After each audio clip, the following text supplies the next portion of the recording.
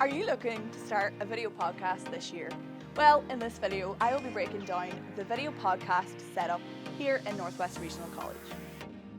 Be sure to stick around because I'm going to show you how you can do a multi-camera podcast and eliminate editing in post, making switching in real time.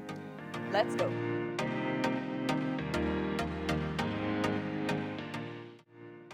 So let's start with the first thing, which is audio. So the mics we use here for this podcast is the Rode Pod mic. This is one of the top line mics that you can buy for podcasting, live streaming and anything you really need. Designed for podcasting, the Pod mic is a dynamic microphone with broadcast quality performance. The sound quality is well balanced and rich, with plosives reduced by an internal pop filter and vibration reduced by an internal shock mounting. To give you an idea of the sound, let's switch from my camera's audio to this pod mic. Now you are hearing the Rode Pod mic, and it sounds as good as it looks. With an internal pop filter to reduce nasal sound and an internal shock mounting to minimise vibration, it has a complex, balanced hue. It sounds professional and is only £102. The big thing is that this is a dynamic mic, and so dynamic mics will give you this kind of sound. We have this mic on a Rode DS1 desktop stand. This is a £27 stand. It's perfect, as you can see, for sitting height. The pod mic is an XLR connected end address dynamic microphone Taylor. It's made to use with the Rodecaster Pro podcast production studio. It's stylish and easy to maneuver. The pod mic is perfect for podcasting. This leads me nicely on to talk about the recorder we use to capture the audio. So the recorder we are actually using to capture the audio coming from those mics that I just mentioned is the Rodecaster Pro.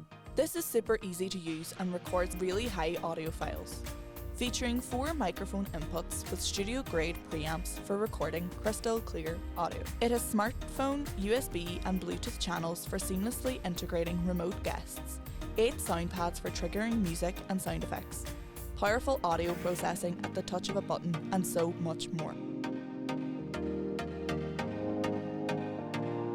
So now that we have covered audio, let's cover the next thing, which is lighting.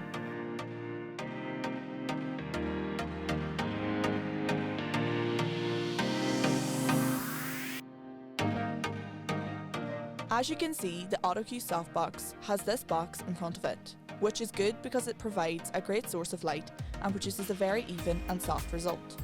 The softbox works by confining the light from a lamp into a closed chamber and releasing it through at least one layer of diffusion. As the light passes through the translucent fabric, it scatters, having both fill in the shadows on the faces, and it's really flattering. One thing we have learned about lighting is you want to get it as big as possible, but as soft as possible, and these kind of lights do that. This is called a panel light. A lot of people actually know what it is. It is Pixel's K80 lighting kit that is powered by LEDs and mounted on a pair of tripods. The colour temperature range of this lighting kit is 2600 to 10,000 Kelvin. Kelvin is used in lighting to measure the colour temperature of a light bulb. In short, the higher the Kelvin rating, the whiter the light will be. This is providing hair light to the subject, essentially making it look like these accent lights are projecting a light behind them, and what it does at the end of the day is it creates separation from your background. So think about adding a hair light in your setup. It's just something that could level it up altogether. So we've covered audio, we've covered lighting, and so the next thing we're going to cover is video. So we are actually capturing this podcast with 3 different cameras, which you could say is quite a lot. But the reason being is because of 2 people on the podcast. We want to be able to capture them with a nice medium wide shot, essentially the lens that they're going to actually look into. And then the other 2 cameras are going to be close-up shots of each person individually. This makes a nice setup for a 2-person podcast. The cameras that I am using to record this video are all Sony A7 IVs. I would encourage you to use 3 of the same cameras so you have consistent colours and a consistent look all around. Each one of these cameras are powered by the Sony NP-FZ100 Z series rechargeable battery. This is a high capacity rechargeable battery that will ensure a long battery life for continued shooting. All that said, you can use a Sony ZV-E10 to record podcasts in 4K, but at a much lower price. Whatever your preference, I would just encourage you to get the same 3 cameras. So hands down, my favourite thing about this entire setup is the ability to switch in real time and capture that as a live show. We have all these cameras plugged in to this device, and it is the Blackmagic ATEM television studio. You've got all 3 camera angles, and so when it's time, I literally just hit record on here and then it's going to capture to an SSD or a hard drive.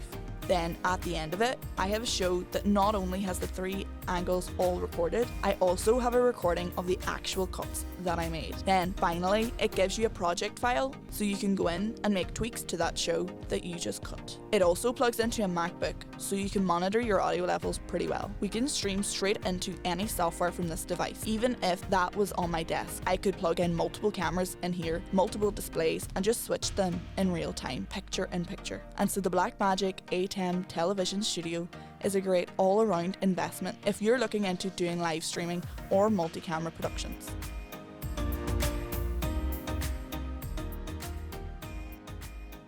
Regarding video, I would also like to mention the visual component. A large green backdrop is called a green screen, and it is utilised as the background of a shot so that digital effects can be added later during post-production. It plays a vital role in the chroma keying production method. Chroma key is a technique for combining 2 video streams according to colour tones. Green screens let you add any backdrop, images or videos you choose. As you may have noticed, I deliberately included the green screen as a backdrop for this setup. I chose this to demonstrate the several types of backgrounds and artistic effects that anyone with a green screen can create. We are fortunate to have a recently installed Infinity Cove here at Northwest Regional College. Let's examine it more thoroughly. An area painted chroma key green or white is called an Infinity Cove or cyclorama. The Cove's architecture gives the impression that the background behind your model never ends because it is made entirely of flats and curves rather than corners. And so that wraps up my tutorial on how to set up a successful video podcast. I hope that you enjoyed this video and learned something new, which will benefit you when it comes to setting up your own video podcast. Goodbye.